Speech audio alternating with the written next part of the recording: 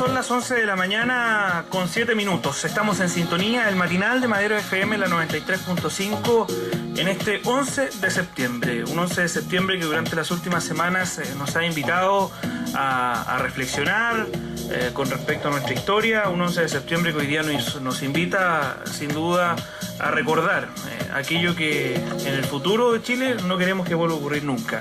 Y es que hoy conmemoramos los 40 años del golpe de Estado y en este contexto se elevan voces que piden que aquel hecho que provocó miles de muertos, desapariciones y torturas y un quiebre de la tradicional democracia no se vuelva a repetir en la historia de Chile. Desde todos los sectores se hacen llamados a avanzar en una verdadera reconciliación, con justicia y con un concepto bastante utilizado últimamente como lo es la verdad, donde se le pide a aquellos que participaron de la historia que cuenten la verdad. Ejemplo, Juan Emilio Cheire, quien ha sonado bastante en los últimos días, lo cual no parece aún posible porque si analizamos cómo se han ido dando las cosas, los chilenos están divididos frente al régimen autoritario de los militares y las heridas de sus atropellos permanecen aún abiertas porque apenas ha habido justicia para enjuiciar a los criminales. A 40 años y tras las diversas manifestaciones de perdón, queda la puerta abierta para que, como lo dijo incluso el senador por nuestra región de Coquimbo, Jorge Pizarro, en su minuto, el Congreso Nacional, el Poder Judicial, las instituciones armadas, los partidos políticos, la prensa, los poderes fácticos nacionales e internacionales le den una gran explicación a Chile por dejar que se desperdiciara nuestra historia republicana. En esta fecha de reflexión para Chile, 11 de septiembre, vamos a conversar, a revisar la historia con interesantes invitados que a esta hora nos acompañan en el matinal, en sintonía de Madero FM. Por eso presento a nuestros invitados. Luis Vega, en los comienzos de la democracia, Luis Vega fue un gran actor, luchador, como él se denomina, militante integrante del Frente Patriótico Manuel Rodríguez, era uno de los 10 presos políticos que estaban recluidos en la cárcel de la ciudad de La Serena. Durante dictadura luchó para retomar la democracia y hoy es el líder del movimiento patriótico Manuel Rodríguez en la ciudad de La Serena. Bienvenido, Luis, al matinal. Gracias. También nos acompaña Luis Moncayo, reconocido académico de nuestra región de Coquimbo, ex rector de la Universidad Católica del Norte, actual director de la Universidad Central, militante demócrata cristiano y también secretario regional ministerial de gobierno de la región de Coquimbo entre el año 1990 y el año 2002. Sin duda tiene mucho que decir. ¿Cómo ha estado, Luis? Bienvenido al matinal. Muy buenos días a los auditores de Radio Madero. Y también nos acompaña en los estudios Margarita Riveros, concejala de la ciudad de La Serena, militante, integrante en aquel tiempo del golpe de Estado del MIR, también ex militante PPD, actual concejala de La Serena Independiente y por supuesto cumplió un importante rol en el retorno a la democracia. ¿Cómo está, Margarita? Bienvenida. Hola, bien, Cristian, muchas gracias de habernos invitado a este espacio. Y también nos iba a acompañar en este estudio una visión que era importante conocerla, como lo es el de la derecha chilena, bastante hermética en los últimos días a nivel nacional, bastante hermética también a nivel regional. Fue uno de los pocos que dijo que sí, pero lamentablemente no pudo llegar. Bueno, se excusó una reunión. Hubiese sido interesante haberlos tenido en este estudio para que ustedes también lo consideren. Vamos a iniciar la conversa y para ir ¿Quién era? Marcelo Castañeto. Ah, ya. Marcelo Castañeto. Vamos a ir contextualizando la historia y conversar con Luis. Todos se preguntaban qué pasaba y para ir contextualizando su participación y cuándo usted empieza de lleno a luchar contra el golpe de Estado, Luis. ¿Qué era de usted un 11 de septiembre de 1973? Bueno, yo a esa edad era un niño de 13 años. Mi familia no era trabajadora, era una familia muy numerosa, con un padrastro de la construcción. Éramos 8 hermanos, así que era una familia que vivía para sobrevivir. Yo en particular era una familia que no participaba en política.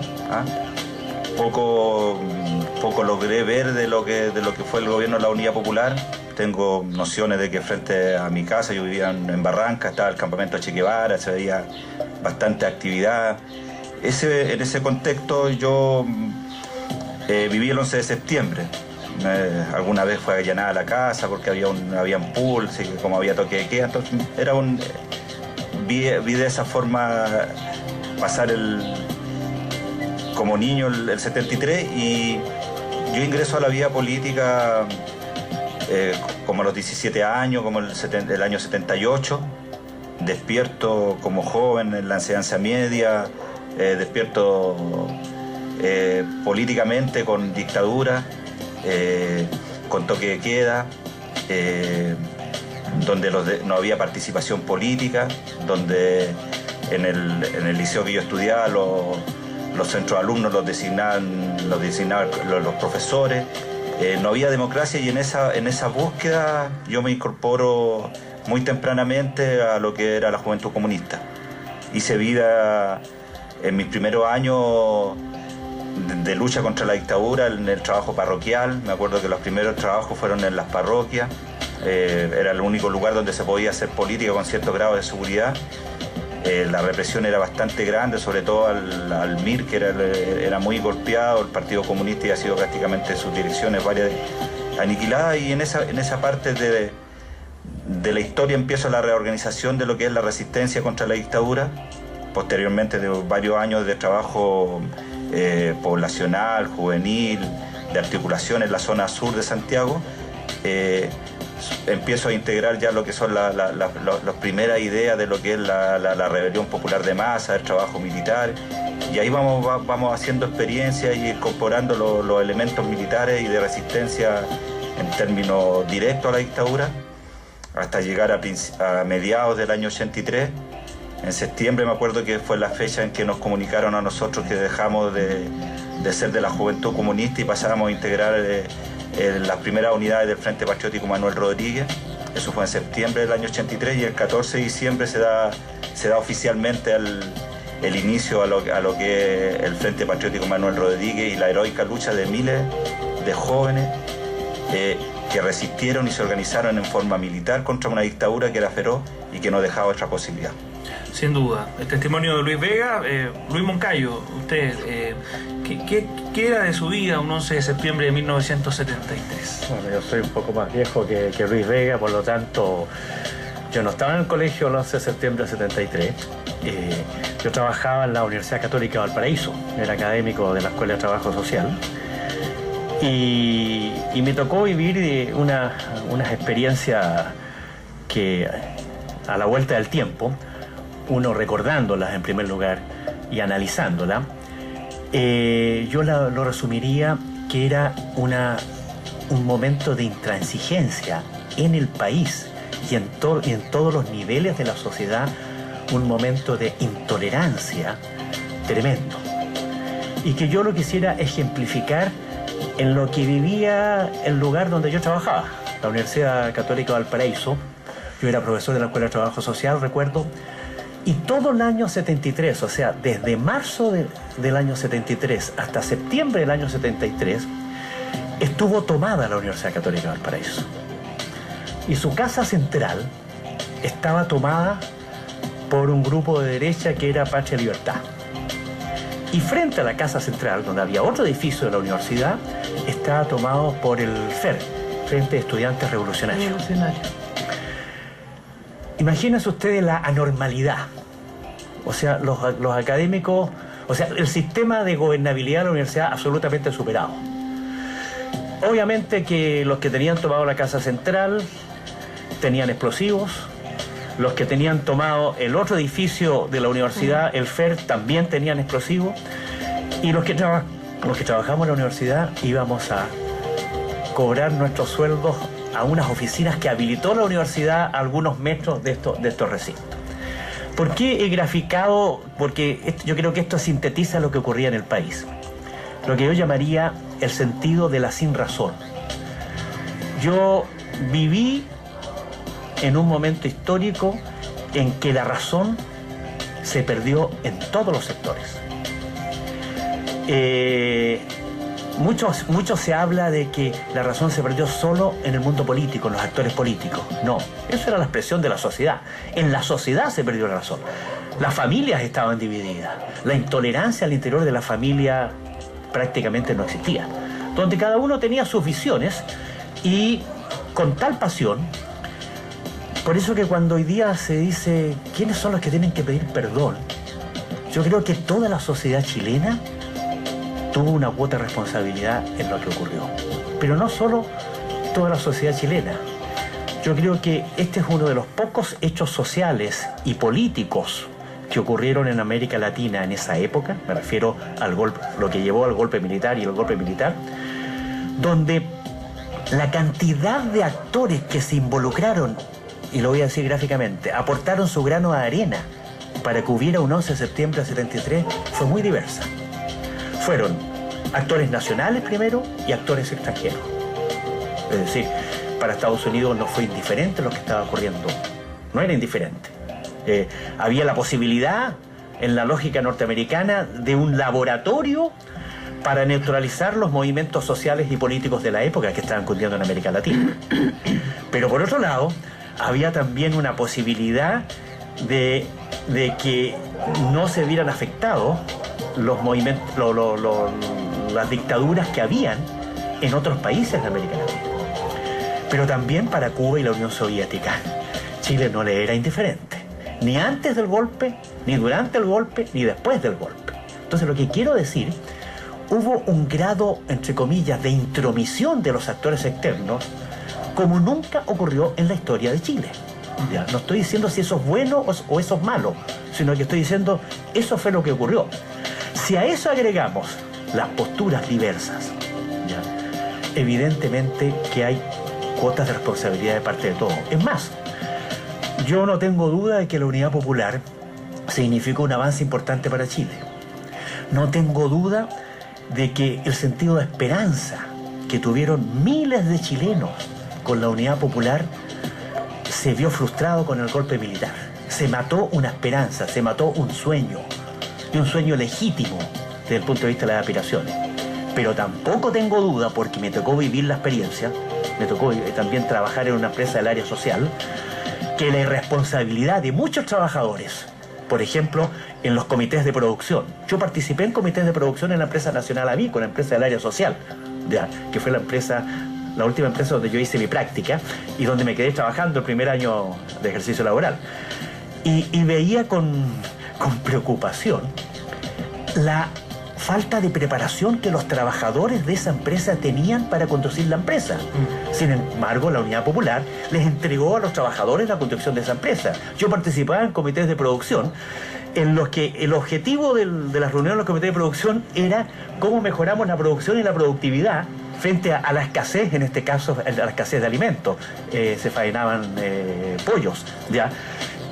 Sin embargo, vi la irresponsabilidad de múltiples trabajadores, dirigentes y no dirigentes, y yo decía, no estamos preparados para la enorme herramienta que la Unidad Popular estaba entregando a los trabajadores en ese momento, como era, por ejemplo, manejar una empresa. Entonces, es una mirada de ese tipo la que tengo yo. Antes de ingresar ya a los temas más de lleno, pasar a Margarita Rivero, nos decía ella, bueno, era una niña para el 11 de septiembre de 1973, cuando empieza su participación en la política contra el golpe de Estado.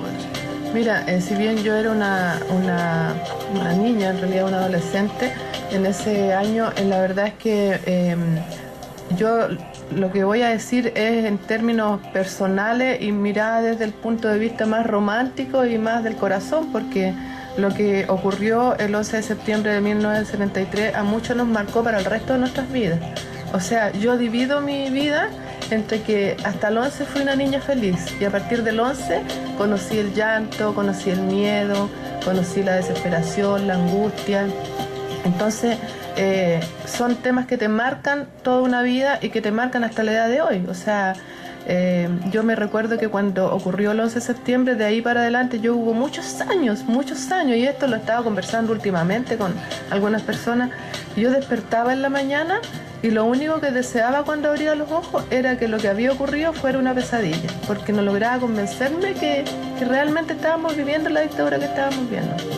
Yo soy de una familia que hubo personas detenidas, allanamientos en mi casa, hermanos presos, otros echados del trabajo sin derecho a nada, entonces vecinos detenidos, traídos. Yo vivía yo soy yapelina, soy de Illapel. En ese tiempo cuando traían a la gente detenida de Illapel a La Serena era porque los iban a fusilar, entonces fue vivir en un ambiente de mucho miedo y de mucha desesperanza. Por lo tanto, todo lo que yo viví en el gobierno de la Unidad Popular, si bien era una niña de una familia radical, toda mi familia eran radicales, excepto mi hermano que estuvo en el Espartaco, en el Frente de Estudiantes Revolucionarios, el FER. Yo también participaba de esas reuniones, acompañaba a mis papás a las reuniones con los radicales y también a mi hermano a las otras reuniones, que hacía reuniones en la casa, escuchaba, digamos. Era una niña que tenía conocimiento de lo que estaba pasando en términos políticos, pero me encantaba la Unidad Popular. O sea, yo le veía solamente el lado bueno, lo que nos hacía soñar, ser felices. No me da todavía para hacer un análisis de lo que estaba ocurriendo en términos de que prácticamente iba a haber una guerra civil, como se plantea. Por lo tanto, hasta el día de hoy me cuesta a mí ver eso que estaba ocurriendo. Si bien obviamente uno después lee y se da cuenta de lo que estaba ocurriendo, pero en mi experiencia de vida yo no logré ver eso. Yo veía la felicidad de un pueblo que estaba feliz, en donde los trabajadores tenían derecho a, como decía Luis, a participar en grandes empresas y a lo mejor no con irresponsabilidad, sino que con inexperiencia. Y lo que les faltó fue adquirir más experiencia. Por lo tanto, me fue muy fácil vincularme, después seguir vinculada al MIR por parte de mi hermano, que después estuvo preso años en producto de ser mirista, digamos, después se fue al exilio. Y me vinculé mucho con miristas mayores, no con la Juventud Miguel Enrique, que después nació este movimiento juvenil y yo lo veía como jóvenes ya, como entre comillas más taquilleros, ¿me entiendes? Pero no en el sentido de que fueran jóvenes irresponsables, sino que lo que yo había vivido con miristas era con miristas viejos, con los que estaban presos, los que se fueron al exilio, que tenían otra historia. Los grupos que dieron cara a la dictadura y con las pocas armas que tenían, porque sí estaban armados, defendían en las poblaciones los cordones de los pobladores, tenían enfrentamientos, muchos murieron en enfrentamientos. O sea, el MIR fue el movimiento que fue más descabezado en lo que se refiere a sus integrantes. Y de allí en adelante participé hasta el día de hoy. Bueno, en el MIR después a partir del año 86, 87, cuando se empezó a formar el PPD, fui una de las fundadoras del PPD. Hoy día soy independiente, sigo participando dentro de nuestra agrupación, la nueva mayoría. Hoy día en la generalidad, a propósito del 11 de septiembre de 2013, a 40 años, se dice que la herida sigue abierta, que Chile está dividido porque no ha habido la suficiente verdad y la suficiente justicia. De hecho, a propósito de esta conmemoración, se han abierto varias investigaciones, incluso para averiguar quiénes son los instigadores del derrocamiento de Salvador Allende. Estamos hablando de civiles, no solamente de, por ejemplo, militares que participaron en violaciones a los derechos humanos. José Cardemartori, ministro de Economía de Allende, hasta el 11 de septiembre, en ese tiempo, él señaló que el golpe no fue una casualidad, fue una opción preparada por militares y civiles. Todo el mundo sabe que los paros camioneros fueron financiados con dineros que venían del exterior, antecedentes mínimos para ver que hay participación de civiles en la conspiración que condujo el golpe y la dictadura. Esta investigación, que se abre en la justicia hoy día, 40 años, deja en evidencia la necesidad de buscar la verdad. Y aquí es donde yo quiero que debatamos, que hagamos un debate, después de los 40 años del golpe militar. ¿Cómo hoy día, si no se conocen y no hay justicia para todos los desaparecidos que fueron víctimas de la dictadura, podemos encontrar la reconciliación? A 40 años aún se siguen abriendo nuevas fuentes de investigación para tratar de buscar la verdad de alguna manera. Luis. Bueno, yo creo yo creo que hay que volver un poco al origen. Nosotros nos centramos fundamentalmente en el golpe del 73, que el dato que el efecto que produce la dictadura, pero empieza antes lo que pasa en Chile con lo que fue el gobierno de Salvador Allende es la acumulación de lucha de los trabajadores de años de que el movimiento obrero chileno se organiza para acceder al poder. incluso habían gobiernos demócratas cristianos que inician el proceso de la reforma agraria, la revolución en libertad que se le llamó. Entonces, cuando se llega al gobierno de la Unidad Popular, esta experiencia de socialismo vía democrática tiene un éxito tremendo. El primer año del gobierno de la Unidad Popular es un año exitoso en la cifra económica. Se profundiza la reforma agraria, la mayoría de las tierras ociosas que habían en el país se ponen a la producción y se entrega a campesinos y empiezan a producir. Porque antes lo que hacía la oligarquía del campo era producir lo menos posible para vender más caro, con la lógica que tenemos hoy día. Se nacionaliza la banca, que era un poder económico tremendo en el país que gobernaba el país. En las 40 medidas de la Unidad Popular, que está el litro de leche y otra serie de medidas, en Chile no se comía pollo, el plato de pollo era un plato exquisito dominguero, que a los trabajadores accedieron a comer pollo el primer año de la Unidad Popular. Se incrementa el poder adquisitivo de los trabajadores en este país y es el año más exitoso. Pero después del primer año viene lo que es la conspiración. Y que la conspiración que ya no es en el terreno solamente político, sino que es en el terreno del sabotaje. Empiezan los primeros paros camioneros financiados por el Departamento de Estado norteamericano, sectores que acompañaron al gobierno de la Unidad Popular se ponen en la oposición. Entonces, ¿qué es lo que quiero decir con esto? Que lo que se produce el 73 es producto de una sistemática sabotaje contra el gobierno de Salvador Allende en todos los terrenos. Entonces que aquí no es solamente de que si los obreros tenían experiencia o no para dirigir las fábricas, sino que hay una lucha que se desencadena con Salvador Allende brutal y que no permitió y que ahogó la economía. Si eso es lo que pasó, ahogó la economía del gobierno de Salvador Allende y creó las condiciones para el golpe de Estado. Por lo tanto, no es casual, no es que aquí el responsable no son los trabajadores, no es Allende, sino que el responsable fundamental son los actores políticos, porque aquí cuando se habla de que hubo responsabilidad de los dos sectores, ¿qué? ¿Responsabilidad de qué? ¿De quién de los trabajadores? ¿De soñar un país distinto? ¿De organizarse de forma distinta? Y eso que hicieron los trabajadores, esa epopeya heroica, fue llevada al terreno del sabotaje, y en ese sentido yo soy categórico. Hoy día lo que tenemos que recuperar es esa mirada de lo que fue el gobierno de Salvador Allende en el terreno de los primeros años para poder después ir dando cuenta de lo que pasó después. Porque cuando empezamos el 73, claro, empezamos el país dividido, pero para dividir un país se crean condiciones y hay actores fundamentales y para eso se pone plata y se ponen muchos recursos y se asesinó. Sí, yo quisiera continuar la línea de lo que planteaba Luis Vega. Yo estoy de acuerdo en que hubo saboteadores.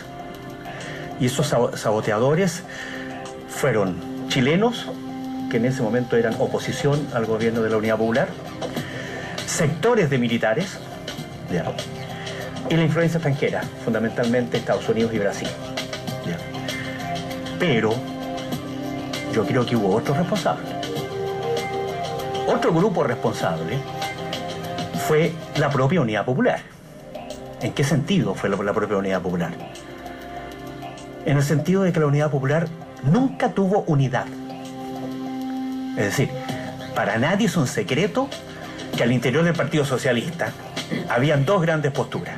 La que encabezaba Carlos Altamirano, por decirlo gráficamente, que quería avanzar a 120 kilómetros por hora, y la que expresaba el sentir de Salvador Allende, que quería ir a 60 kilómetros por hora. O sea, la revolución con vino y empanadas que decía Salvador Allende.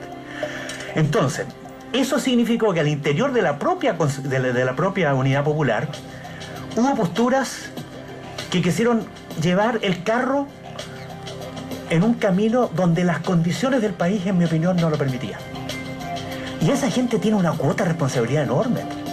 Porque cuando ministra Salvador Allende estaba negociando, ¿ya?, dentro del marco institucional, el mismo día Carlos Altamirano anunciaba que iban a incendiar Chile por todos lados, ahí hay responsables con nombre y apellido. Pero Altamirano hizo un mea culpa hace bastante tiempo. No, si no estoy diciendo que no haya hecho, yo estoy todavía en los hechos de la época. Sí. Pero hay otros responsables, ¿ya?, que es el propio Salvador Allende. Porque Salvador Allende no era un inexperto en política. Desconocer por parte de Salvador Allende de que no tenía en su propio sector, ¿ya?, una unidad básica para llevar a cabo los cambios que él quería llevar a cabo, es casi una ingenuidad política. Porque eran tan grandes los cambios que la Unidad Popular colocó en las 40 medidas, ya, su programa de gobierno, que evidentemente no había que ser muy pitonizo para pensar que llevar a cabo esos cambios iban a tocar el corazón de los sectores oligarcas de la época en nuestro país. Entonces también ahí hay una cuota de responsabilidad. Por eso es que, incluso yo soy militante demócrata cristiano, ¿ya?, en la propia democracia cristiana también es responsable, ¿ya?, porque si bien es cierto, no hubo un solo acuerdo oficial de la democracia cristiana por apoyar el golpe antes del golpe, ¿ya?, para nadie es un secreto que la mayoría de los militantes demócratas cristianos simpatizaban con el golpe. No digo que participaron en la planificación del golpe. Bueno, hoy día Hernán Fuentealba señala que más del 80% de la ADC era partidario del golpe. Yo creo que eso es cierto. ¿Ya? Y documentos posteriores al golpe pueden ser entendidos como evidencia que dirigentes políticos de cobertura nacional de la democracia cristiana les simpatizaba al golpe. Eso también ahí hay una cuota de responsabilidad. ¿Cuál era su visión? Mi visión en esa época era distinta, porque yo ingresé a la democracia cristiana cuando era estudiante, el año 1966. Entré a la Juventud Demócrata Cristiana. ¿Nunca fuiste de la izquierda cristiana? Momento, nunca, no, de la izquierda cristiana nunca. Ay, jamás. Yo fui militante de la democracia cristiana, ingresé el año 1966, ¿ya? Y cuando se produjo la división en la democracia cristiana, yo me fui con la división del MAPU, ¿ya?, el MAPU obrero campesino, ¿ya?, que encabezaba, Gasmuri, y el MAPU que dirigía Garretón. Yo me fui a militar al MAPU. Por lo tanto, al 11 de septiembre del 73, yo militaba en el MAPU, ¿ya? Entonces, yo veía, además tuve el privilegio, ¿ya?, de ser miembro del Consejo de Administración de una empresa del área social, ¿ya?, en representación de los trabajadores, ¿ya? Y veía esta descomposición, este sentido de esperanza por un lado, este sentido de inmadurez que señalabas tú, que yo digo que es de irresponsabilidad, por inexperiencia, todo lo que tú quieras, pero igual es irresponsabilidad. O sea, si yo no tengo experiencia en usar un arma y me meto a usar un arma, ¿dejo de ser responsable por usar el arma? No, yo creo que derechamente era irresponsabilidad. O sea, era empujar el carro. Por eso es que eso reafirmó con posterioridad, años después, en mi caso personal, mi sentido de pertenencia a los idearios de la democracia cristiana. Aunque eso a lo mejor hoy día es políticamente incorrecto, yo soy 100% de la tesis que si se quieren realizar cambios profundos en cualquier sociedad, en cualquier momento histórico, las revoluciones ya radicales ya no son el camino. Los cambios, las innovaciones en una sociedad solo se pueden realizar si acaso existe un amplio consenso de la sociedad. Y ese amplio consenso en una sociedad para realizar cambios profundos, yo soy de la opinión que se van construyendo a través del tiempo. No se construyen en 24 horas. Y eso implica cambios paulatinos. Algunos dirán, incluso, que la reforma agraria de Jorge Alessandri Rodríguez, calificada como la reforma agraria de Macetero, fue una reforma agraria revisionista, etcétera, etcétera. Pero fue un punto de partida. Voy a decir otra cosa. Durante la época de la Unidad Popular, los más responsables en la Unidad Popular fue el Partido Comunista. No fue el Partido Socialista, no fue el Partido Radical, ¿ya? Ni los movimientos que pululaban. ¿Y saben ustedes cómo llamaban a los comunistas en la época de la Unidad Popular? Los rabanitos, porque decían que eran colorados por fuera y blancos por dentro. Pero ellos fueron absolutamente responsables con su discurso, ¿ya? Sí. Y por lo tanto no tenían posiciones extremistas, no eran de andar a 140 kilómetros por hora, porque aplicaban la razón, hacían el análisis histórico de otros contextos, etcétera, etcétera. Y aquí había también un ambiente en Chile muy afiebrado desde ese punto de vista. Entonces, concluyo diciendo lo siguiente. Respecto a la verdad, yo creo de que hay que decir, si estamos hablando de la verdad, yo quiero decir la verdad. Yo creo que la verdad 100% nunca se va a saber. ¿Ya? Eso no quiere decir que tengamos que renunciar a la búsqueda de la verdad. Pero están los datos históricos. Sí, pero nunca, porque yo podría decir también, yo conozco otras verdades, sí, ¿ya?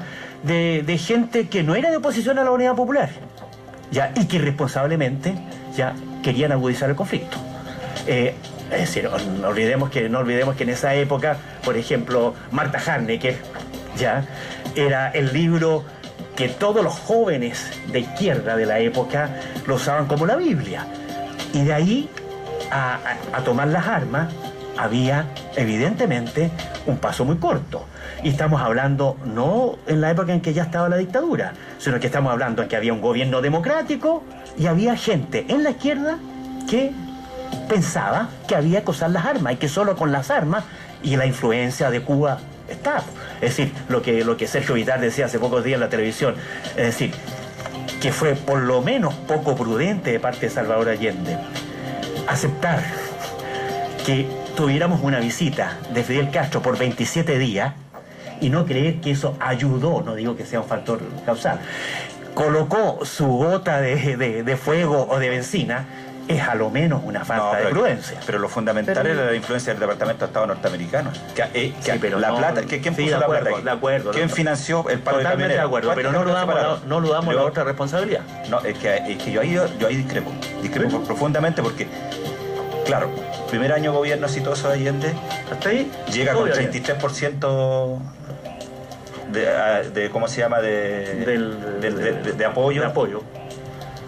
Incluso con toda la crisis que se genera por el sabotaje económico, producto del paro camionero, del sabotaje a la economía, porque no era la izquierda la que volaba Puente, no era la izquierda la que volaba Torres, lo que hacía el sabotaje armado no era la izquierda, no era lo irresponsable de la izquierda, sino que era la derecha, Patria y Libertad, financiada. De acuerdo, pero a eso se sumaba también la inexperiencia de los trabajadores que no hacían su pega también. Pero eso no te hace, no te puede homologar. Faltaran los pollos, eso hacía faltar que faltaran los cigarros. Pero no te pueden homologar con los que volaban Puente, con los que volaban Torres, con los que hacían el sabotaje económico.